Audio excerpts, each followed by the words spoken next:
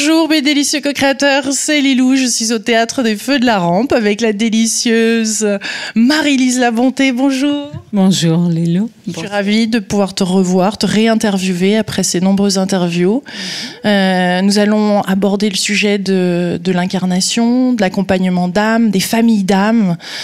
Oh, j'adore. Je sens qu'on va prendre plaisir à cette interview. J'aimerais finir aussi par la Kundalini, l'éveil de la Kundalini, dont tu parles régulièrement. Oui.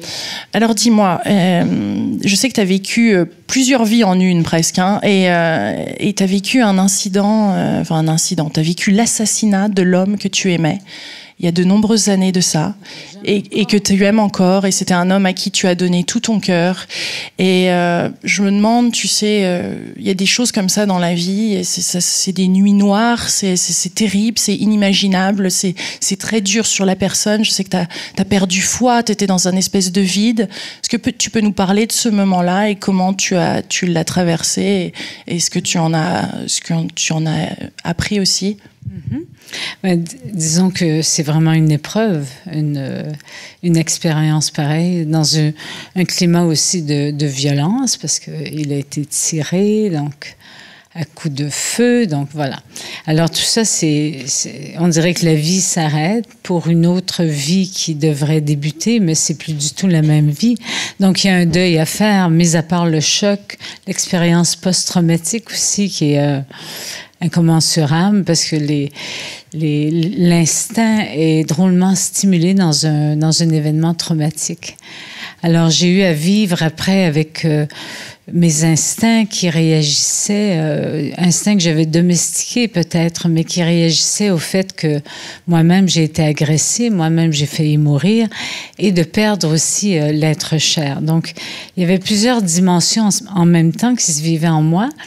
Et ma façon de vivre ça, parce que c'était comme un tsunami, ou même, j'avais l'impression on m'ouvrait en deux, à nu. Alors, je me suis dit, je vais pas refermer trop vite. Parce que beaucoup de gens, après une épreuve, ils essaient de se reprendre, construire leur vie, trouver un autre sens. Et moi, j'ai décidé que non. Alors, je me suis laissée couler, tout en maintenant mes activités, mais je me suis laissée couler dans une forme de mort. Il y avait une partie de moi qui voulait mourir avec mon mari, mais qui n'est pas morte. Donc, parce que tu avais déjà t'avais des notions tu avais déjà les outils, des notions, et en même temps, t'étais très éveillé ou aware, comme on dit en anglais. Tu savais qu'il y avait quelque chose de très particulier qui était en place, ou en même temps les émotions te portaient et t'entraînaient? Disons que je suis psy, donc j'ai déjà accompagné des gens dans des événements pas aussi pires, mais semblables.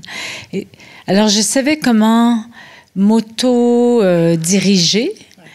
En même temps, c'est l'inconnu, parce que tu perds un être cher d'une façon violente, et tu rencontres aussi la mort.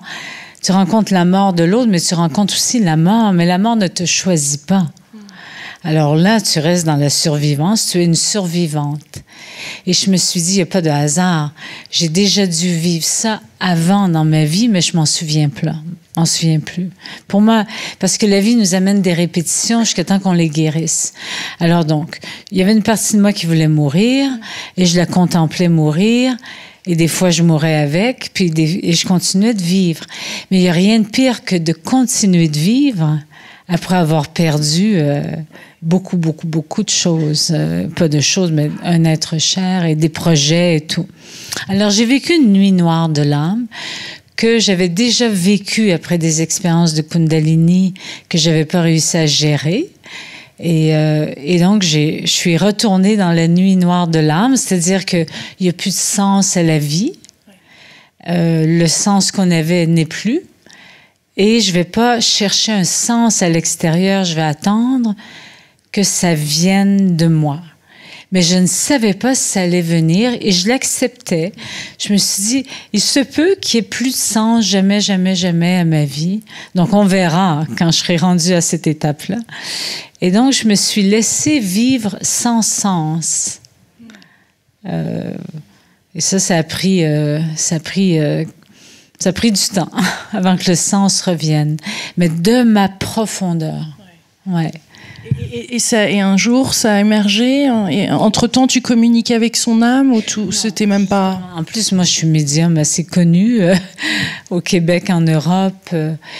Et non, je communiquais juste avec son âme dans les rêves, la nuit. Et je voulais me rendre dans le royaume des morts. Parce qu'il y a un royaume des morts. Puis je sais comment m'y rendre, mais on me refusait la porte parce que je n'étais pas morte. Alors, j'ai eu des rêves où lui, il revenait du royaume des morts. Puis là, je me disais, dis-moi, donne-moi les informations. C'est comme si j'avais besoin de comprendre qu'est-ce qui se passait dans le royaume des morts. Mais j'en avais pas. J'y avais pas droit. Channeling, parce que tu as plusieurs systèmes de communication, toi, avec les âmes. Il n'y a rien qui fonctionnait dans ma relation avec mon mari. Au début, je me disais, c'est parce que j'ai trop d'émotions. Puis après ça, pourtant, je l'ai aidé vraiment dans le passage. En plus, il n'est pas resté accroché. Je l'ai vraiment aidé. Parle-nous de ce passage. Comment tu le vois, ce passage? C'est-à-dire que l'être humain donc meurt et qu'est-ce qui se passe? L'âme, comment tu vois cette âme? Qu'est-ce qui se passe? Ben, l'âme continue de vivre, évidemment, un autre plan. Sauf qu'il y a des étapes. Elle se détache petit à petit. Parce que lui, en plus, il y a eu un choc, il a été attaqué, donc il est mort violemment. Alors, au niveau de... Puis en plus, à la clinique, ils m'ont laissé 6 heures avec mon époux. Donc, j'ai pu faire tous les soins que je fais à l'accompagnement des mourants, énergétiques, mais j'ai traité certains centres d'énergie où il y avait encore de la peur. Parce qu'il a eu peur, c'est clair. Hein? Il a souffert un peu aussi avant de mourir. Donc, j'ai tout traité, j'ai tout nettoyé, mais j'avais le temps. Dieu merci. Et je buvais de l'eau parce qu'il fallait que j'élimine les déchets aussi, parce qu'il y avait plein de toxines dans toute la libération de son âme. Et étape à étape, il montait. Mais il avait à faire ses adieux à son fils, à sa famille. Donc, j'attendais. J'étais assise à côté de lui, à côté de la dépouille, puis je continuais. Puis la dernière étape, ben, c'était l'étape ultime où, mais ça, je suggère pas à personne, mais comme c'était mon époux, j'ai accepté de la vivre. Et donc, je me suis couchée à côté de lui et j'ai tout soutiré ce qui restait de ces cellules de toxines. On rentre vraiment dans le vif du sujet, là. C'est... Ça a l'air étrange. Non, c'est que c'est... Merci de te livrer si intimement et d'avoir... et tu le fais dans tes livres et là, dans cette interview, parce que c'est... On n'en parle pas de ça, normalement. C'est pas très courant. En plus, c'est la première interview de la série et boum, on rentre direct dans le vif du sujet. Et je sais que tu as aussi traversé avec des émotions, mais c'est comme ça que tu l'as vécu. Et ouais. Mais là, tout ce temps-là, moi, j'étais en état de grâce parce que j'aidais mon époux, que j'aimais inconditionnellement. C'est le seul homme que j'ai réussi à aimer conditionnellement. Et voilà. Donc, j'agissais, j'étais guidée en plus. Donc, la dernière étape, c'est de soutirer tout ce que j'arrivais pas à enlever. J'ai dit, moi, je vais le prendre sur moi, puis là, tu pourras t'élever. Donc, j'avais une masse sur moi et lui, il s'allégeait complètement. Et là, il est parti et on m'a dit, tu peux plus le suivre, tu n'as plus le droit de le suivre. Aïe, aïe, aïe. Donc là, moi, je suis rentrée dans mon deuil. Mais avant, j'étais pas dans mon deuil. C'est quand j'ai pas pu le suivre que j'ai compris que c'était vraiment terminé. C'est ça, un accompagnement d'âme? Pas autant détaillé, parce que là, jamais je parle ça dans mes livres ou mes séminaires. Là, à toi, je le confie, puis aux lecteurs. Aux milliers d'internautes et de personnes dans la... Aux milliers? Bon, enfin, je suggère pas ça à personne. Premièrement, ils ne permettent pas ça dans les cliniques. Hein. Là, la mère d'un de mes amis vient de mourir, une grande amie à moi, il y a 2 jours, subitement, puis il la voit à travers une vitre. Donc, c'est pas permis. Sauf qu'en République dominicaine, ils ont compris. Et je les remercie. Hein. Vraiment, j'ai pu aller jusqu'au bout du bout du bout. Après, par contre, waouh. Après, c'est moi qui me suis retrouvée avec le deuil et tout le processus. Ouais.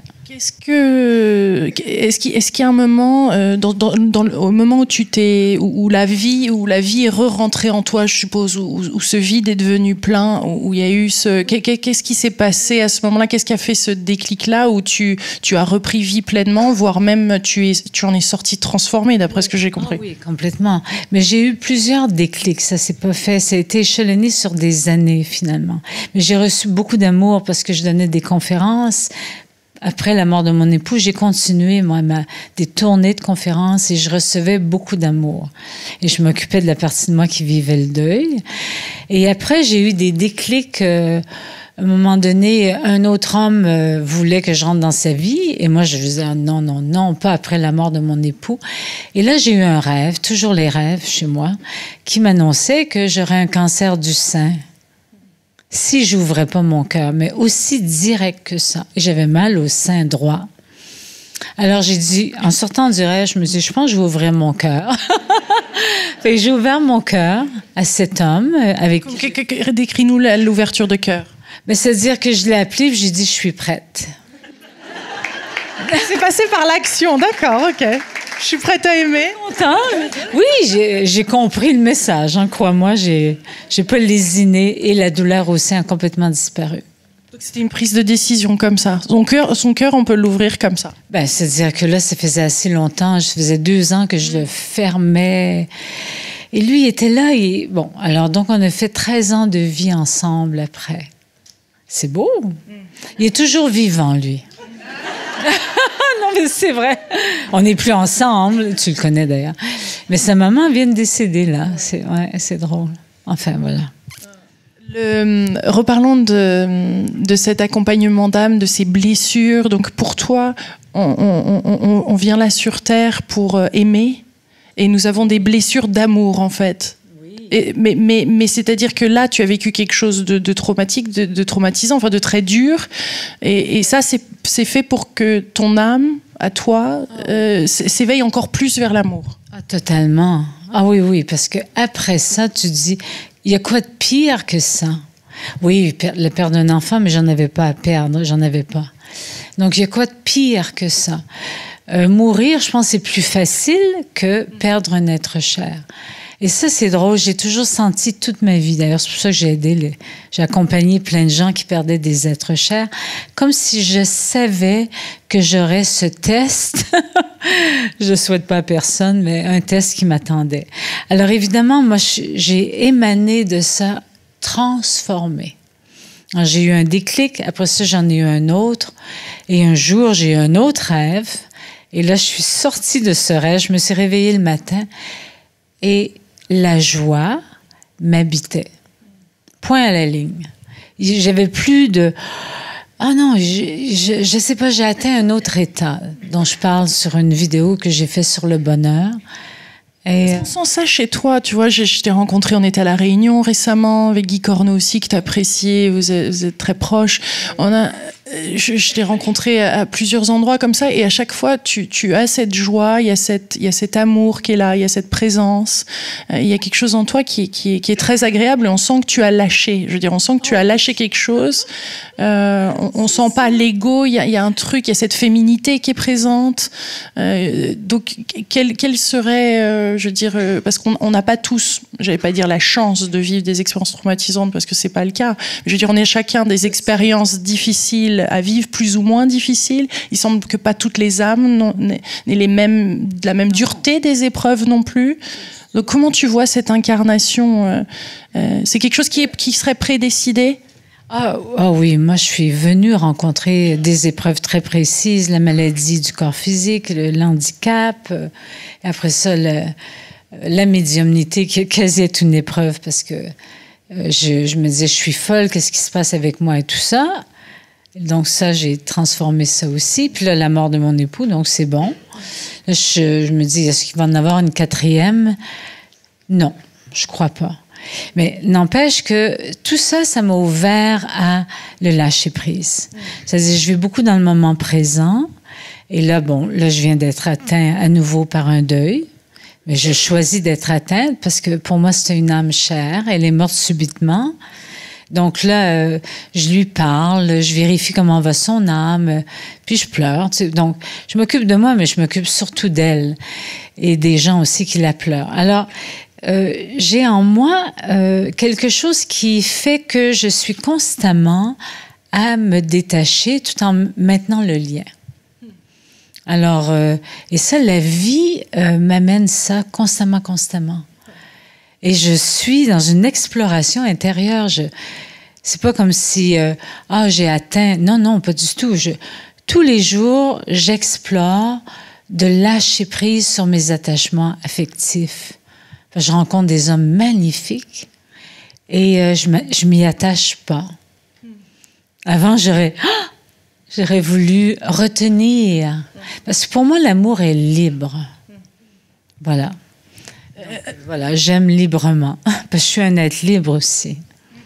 On va parler de la sexualité sacrée un tout petit peu et de la montée, l'éveil de la Kundalini, là, parce que je pense que c'est à propos.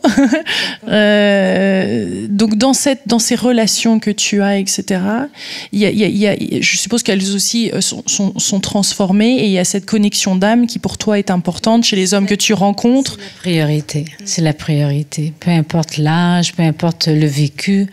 Il y a une connexion d'âme, de cœur, et une connexion de corps à corps aussi. Et cette connexion de l'âme, comment tu la reconnais? Comment on reconnaît quand on est d'une même famille d'âme, quand on est âme sœur, quand on est peut-être flamme jumelle? Je cherche pas à savoir âme sœur, famille d'âme, pas du tout. Mais je reconnais qu'on a un chemin à faire ensemble. Je le sais. Mais ça peut être une journée, comme ça peut être 1 an, 2 ans ou 10 ans. J'ai aucune idée. Je vis ça, mais j'y vais, je reçois, j'accueille, j'ouvre mon cœur. De toute façon, il est ouvert. Donc, alors évidemment, mes amis de femmes me disent « Oh, est-ce que tu peux être naïve? » Mais je dis « Ben non. » Puis là, ils me disent « Mais comment ça fait que tu as des pluies vibratoires d'hommes qui viennent vers toi? » Pluies vibratoires? Oui. Mais je suis sérieuse, en plus. Moi-même, je dis, mon Dieu, mais d'où viennent-ils, tous ces hommes? Une abondance. Une abondance. Et là, ils me disent, mais qu'est-ce qui se passe avec toi? Mais je dis, j'ai mon cœur ouvert. Et je vis le moment présent. Je suis pas là à projeter, celui-là, je vais faire ci ou... Non, rien, nada. Alors, quel exercice, hein? C'est beau! Oui, je vais. Mais dans la. Non, mais c'est intéressant qu'on apprenne ça aussi de toi, cette vibration que tu sens, cette connexion quand tu es supposé écrire peut-être un livre avec quelqu'un, un projet, ou je ne sais pas, un partenaire de vie, ou juste un partenaire du moment. Comment tu reconnais cette. C'est une question de vibration, là, non? De résonance, d'appel? Parce que beaucoup d'entre nous, on est quand même pas mal dans le cerveau, on est pas mal dans la logique, tu vois. Donc... Non, vraiment, c'est une reconnaissance. Alors, c'est pas la beauté de l'homme, c'est je reconnais cette âme qui est incarnée dans un corps d'homme, comme par hasard. Alors, je vais pas aller plus loin là-dessus, mais bon, sinon... Parlons de la Kundalini alors dans tout ça, dans ces relations, dans ces rencontres. Est-ce qu'il y a des montées de Kundalini? Est-ce que la Kundalini est forcément quelque chose de sexuel ou c'est plus à voir avec l'âme, avec notre pleine incarnation sur Terre? Disons que de mon côté, à cause de mes expériences de médiumnité, j'ai connu des éveils de Kundalini qui m'ont amené aux urgences dans les hôpitaux. Donc ça... Encore là, je suggère pas ça à personne. Mais sauf que moi, j'avais la tête dure. Donc, la Kundalini, c'est une énergie vitale qui est en nous et qui monte de la base de la colonne vertébrale et passe à travers tous les chakras pour ressortir, tu vois. Le but, c'est que ça émane et ça revient et ça circule. Donc, pour que ça circule, il faut avoir fait du nettoyage. Et là, moi, il y a des blocages énergétiques tout le long. Voilà. Et moi, ça a bloqué ici. Parce que j'avais une peur qui était de devenir folle, de perdre mes croyances. On peut comprendre, non? T'es pas avec moi, là? Si. OK. Alors, donc j'ai dit non à perdre mes croyances et je me suis retrouvée avec le cerveau un peu inflammé. Et puis, ils ont dit, c'est une méningite. Ils ont testé, ils m'ont rentré une aiguille dans la colonne vertébrale en pleine montée de Kundalini. Je te dis pas, hein. Moi, je suis redescendue, évidemment, parce qu'ils m'ont fait un trou. Et là, je suis redescendue, nuit noire de l'âme, ça c'était clair. Puis ils ont dit, mais vous n'avez pas la méningite, on comprend rien. J'ai dit, moi je comprends, merci beaucoup. Et donc c'est revenu évidemment parce que j'avais rien réglé. Alors un jour, avec mon époux, il me tenait les mains, puis là j'ai dit, tiens-toi bien parce que là ça monte. Et donc lui, il prenait le trop plein. Et c'était pas un orgasme. Enfin, ça ressemble à ça, mais c'était pas ça. Et donc, la Kundalini est montée. Puis là, j'ai eu une expérience mystique qu'on appelle la perle bleue. C'est la pinéale qui s'ouvre. Pas à l'extérieur comme ça, mais à l'intérieur. Donc là, j'ai baigné dans, je pourrais dire, Dieu. Enfin, la source, tu vois. Pendant combien de temps? Je ne sais pas, justement, parce qu'il n'y a pas de temps. Et là, quand j'en suis sortie, j'ai dit, je suis prête à épouser l'homme qui est en face de moi, qui est devenu mon époux. Alors, parce que lui, il n'arrêtait pas de m'inviter, veux-tu m'épouser? Puis je disais non, non, non. Et là, je lui ai dit, je viens d'épouser Dieu, donc là, je peux t'épouser sans problème. Ça ne fait plus peur. Lui, moi, j'ai plus peur d'épouser un homme parce que je me sens, là, alors là, devant des milliers de gens, je vais dire, je me sens l'épouse, enfin, de quelqu'un de très vaste au-dessus de moi et je me sens très bien. Ouais. Ça se voit. Merci beaucoup.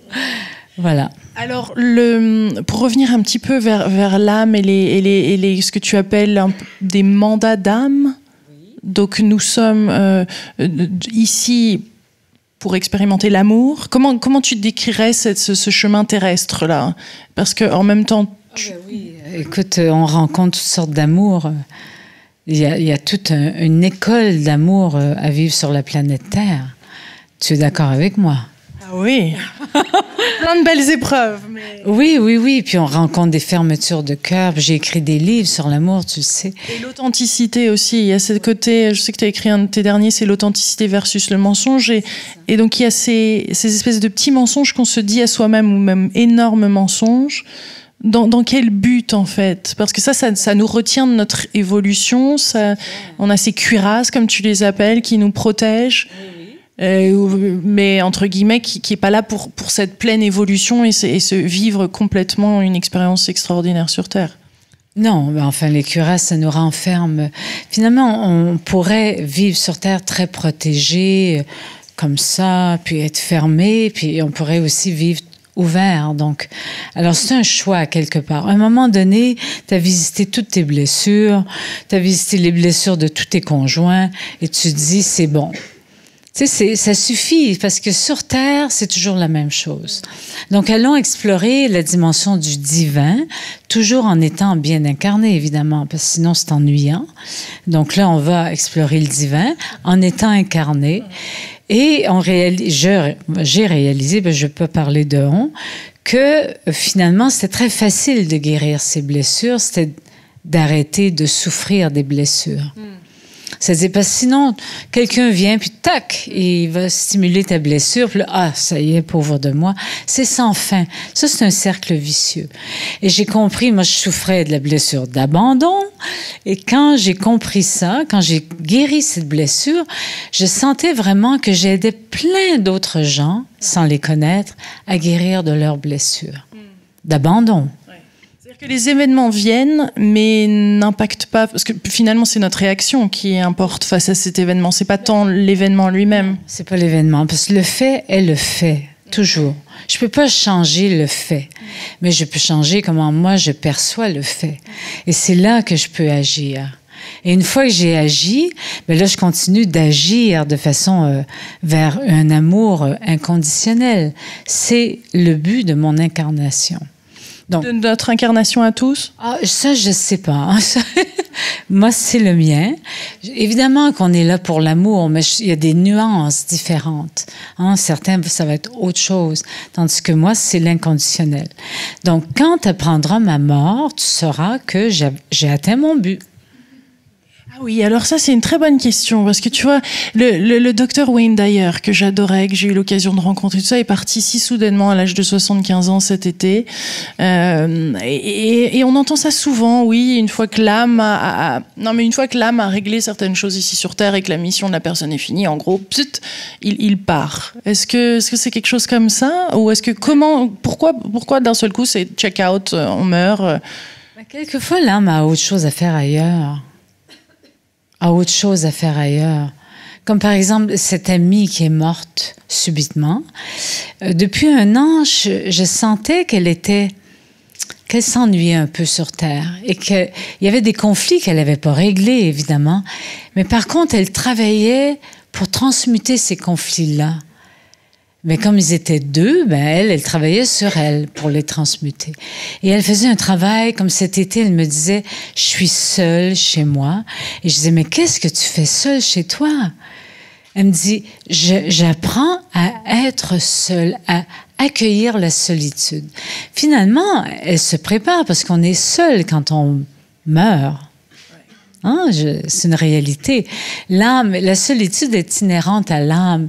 Même si on est entouré de tous nos anges, etc., il y a quand même un moment que l'on se met au monde à la nouvelle vie. Donc, c'est magnifique.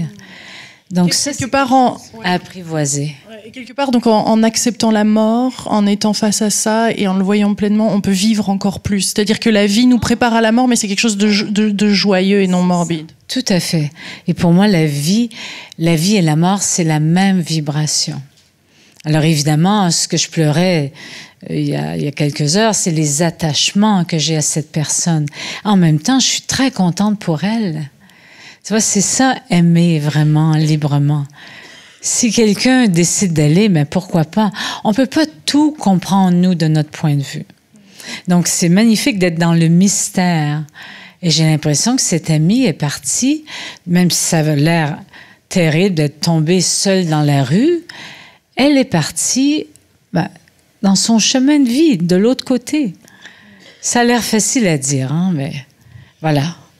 Magnifique. Écoute, j'ai plein d'autres questions. J'ai envie de te poser des questions par rapport aux familles d'âmes et tout ça, mais je suis très satisfaite de cette interview. Je te remercie énormément. C'est d'une beauté et d'une ouverture qu'on a rarement comme ça le privilège de voir, d'entendre et de pouvoir partager aussi avec plein de personnes. Donc merci Marie-Lise. Merci. Merci à vous mes délicieux co-créateurs. Gros bisous. À très vite. Merci.